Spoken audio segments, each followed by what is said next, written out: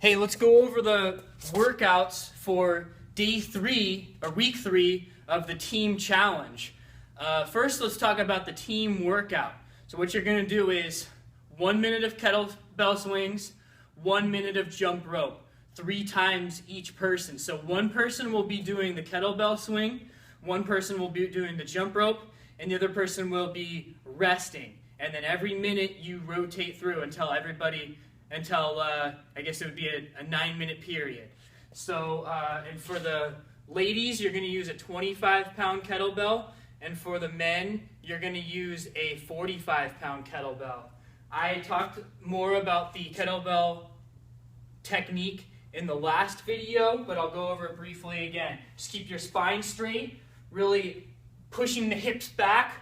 This is a hip hinging motion. It's different than a squat. And then I can come all the way overhead if possible, but at least above head height will be the standard, and making sure that you're extending your hips for every repetition.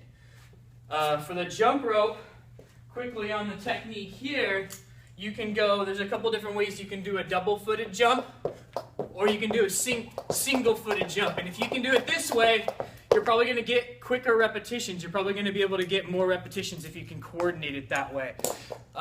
And to help you, think about having your arms tight by your side. You don't want your arms to get out here. You want them tight by your side, and then you think about just rotating at the elbow and letting your wrists go soft. It's not a shoulder rotation. It's actually just an elbow extension. Everything else in your body is going to stay nice and tight. You'll have a little bit of hip and knee bending happening on each one, and then you'll extend everything at the same time to power the rope, and then bend back to receive the landing and reload your elbows for another repetition.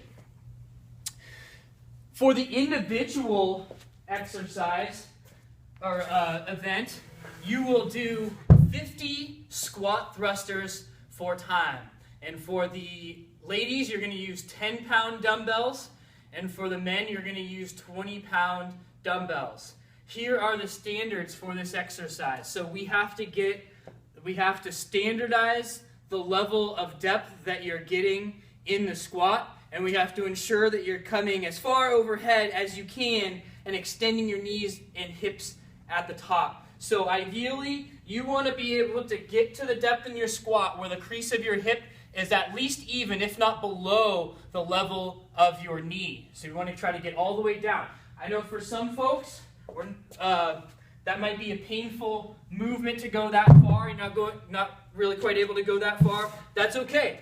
You're just going to put a box behind you to the limit of your range of motion.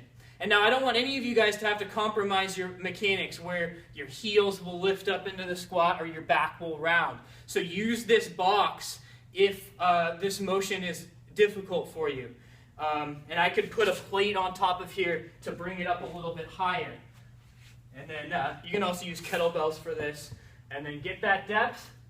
And then using the momentum of your hip drive to get the weights overhead. And then ease them back down, touch down again, and go. So this is, it's a timed event, but don't let this compromise your form. Make sure you're getting, you're going to have to meet that standard of depth and control at the top and full extension at the top.